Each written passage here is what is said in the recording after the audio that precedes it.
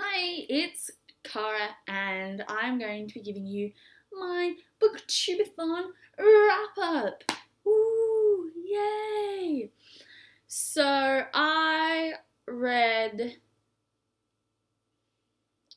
6 books during the Booktubeathon to complete 5 of the challenges, of the 7 challenges. I did, however, succeed in doing the 7 video challenges across the whole of the week, so you can check out my updates on my channel for that. But today I'll just go through what I read and what I thought of them and what challenges they completed, etc, etc. So to start off, for the start and finish a series, I read the Reboot duology by Amy Tintera. So I started off at the start of the week. I'm hopeless today, hopeless. I started off the start of the week reading Reboot because I thought I should put a gap between the two, because sometimes I have a problem with marathoning series where I just get like bogged down and bored. So I didn't want that to happen. So I read the first one, read some books in between, and then read the last one. Second one, last one, same thing. I loved Reboot. Essentially, this series is about a world in which this virus swept across America, and when you die from this virus, or when you have this virus in your system and then you die, you are likely to come back as a reboot, which is like a faster, stronger, slightly less emotional human, but not really a human. Well, the humans don't think they're human, and I guess the reboots don't either. And essentially, Ren, our main character, is one of the oldest reboots, meaning she was dead the longest before she rebooted. And so it essentially follows Ren and this boy Callum, who's one of the youngest she's ever seen. Like, he was only 22 minutes, she was 178. And how they live and survive in this kind of split society with the reboots and the humans, and how it all works. And that's kind of the plot of the whole series. Reboot, I gave 5 out of 5 stars. So fast paced.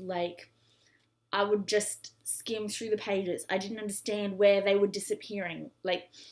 I'd read 50 pages in 20 minutes and I was like, oh, this doesn't happen to me. But it just disappeared, and it was so good. I did have some problems.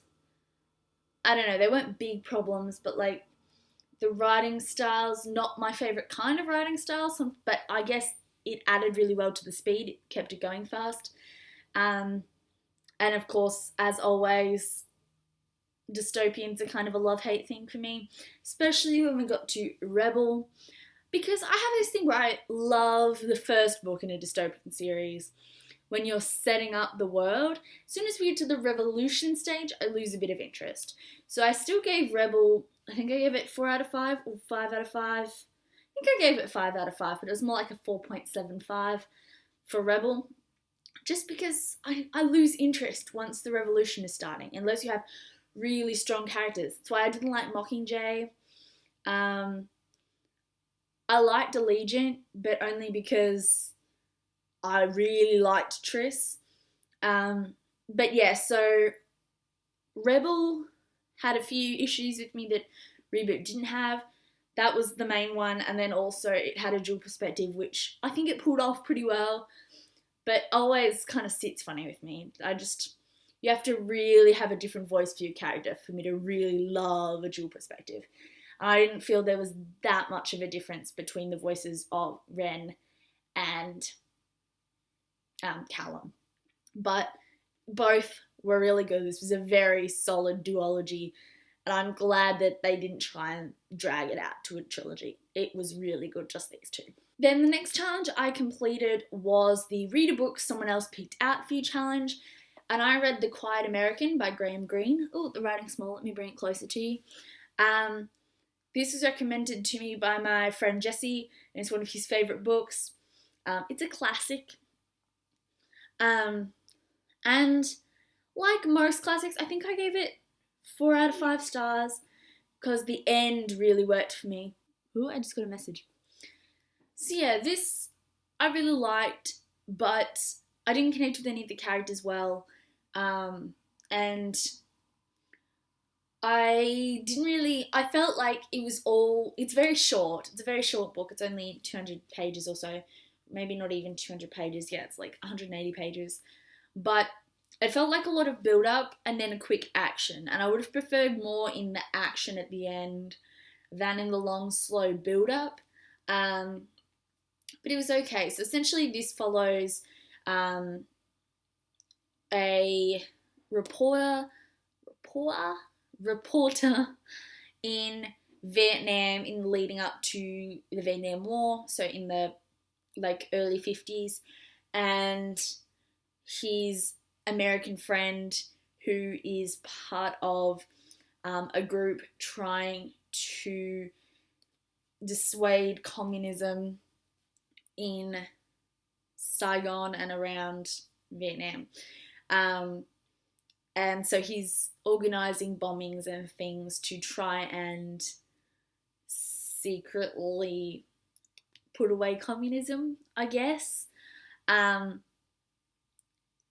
don't really understand that because I don't know the history around what exactly happened there. I know more about the World Wars, but this wasn't really focused on it was focused on the war aspect, but it was more about how we can justify what happens in war.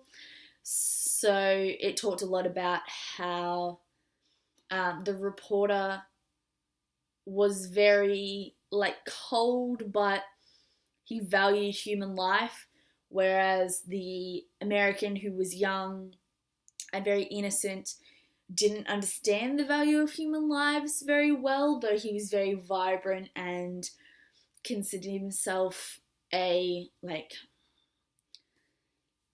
don't know.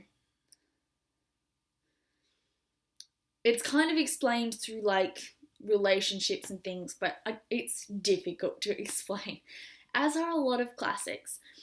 But yeah, so I just wish the action had have been more of a thing, because I I'm an action person when I'm reading a war book, and less on the emotional strain between the characters. I just understood what it was trying to do, but it felt a bit slow, and just that very 20th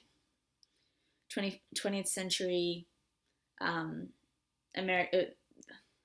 British literature, that American literature. Why am I saying American? The 20th century literary writing just dragged a little bit for me. But I do give it 4 out of 5 stars because I much enjoyed it by the time I got to the end. That took a lot of explaining for something that was very simple. I apologise. Then the next challenge I completed was the read a book from a genre that you've read the least of this year, which for me is contemporary, and I managed to read 2 contemporary books during this readathon, so I'll talk about both of them now. First one was Amy and Matthew by Cammy McGovern. So this is about a girl with cerebral palsy and a boy with OCD as they come to grips with the idea of relationships and friends and family and all that kind of stuff. I really loved this. I have a disabled brother, so that kind of is a thing that means a lot to me. I don't know, I'm not really saying this right. But this was just, even without that, this was just a brilliantly well-written love story and didn't overplay anything. It wasn't insta-love, anything like that. And you really felt like you understood both of these characters coming to the end of this story and understood why they did what they did and all that kind of thing. And even though it wasn't a nice rounded off happy ending, it still felt I'm so incoherent today. It still felt like a happy ending, even though it wasn't necessarily a happy ending. I don't know. I really enjoyed this. I gave it 5 out of 5 stars. And then the other one I read was Everything Leads to You by Nina LaCour, which I'm sure you've seen around everywhere. I saw it around everywhere, and that's why I had to get it, even though it's not technically available in Australia yet. I got it off Book Depository. This is a beautiful book about a girl and her best friend who are given her brother's apartment for a couple of months to use to do something great. And what makes this extra special is that Emmy, our main character, is a set designer, and you get to see all this insight into all this set designing stuff, and it's just so good. And while they're working on movies and things, they're also trying to solve the mystery about this old film star, and it's just,